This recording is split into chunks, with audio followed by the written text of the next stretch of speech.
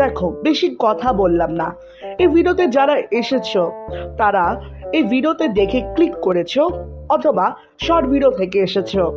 যাই হোক, এই ভিডিওর মূল প্রশ্নই হলো কার্টুন চরিত্রগুলো কেন বড় হয় না।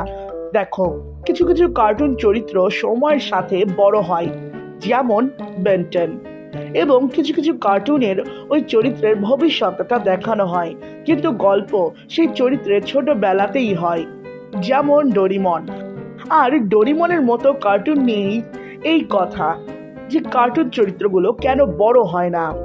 এটার মূল এবং প্রধান কারণ হলো কার্টুন চরিত্রগুলোকে শিশুদের জন্য বানানো হয়েছে, এবং সময়ের সাথে যদি কার্টুন চরিত্রগুলো বড় হয় তাহলে ৮০ বছর পর তো এইরকম দেখা যাবে যে ৮০ বছরের একজন বৃদ্ধ লোক ৮০ বছরের বৃদ্ধ ডোরিমন কার্টুন বা অ্যানিমে দেখছে, আর এটা হওয়ার কোনো লজিক হয় না।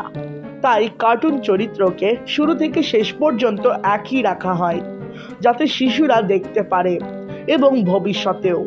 হয়তো এবার তোমাদের প্রশ্নের উত্তর পেয়ে গেছো। যদি পেয়ে থাকো তাহলে লাইক এবং সাবস্ক্রাইব করো, আর আমি দেখা করছি নেক্সট ভিডিওতে।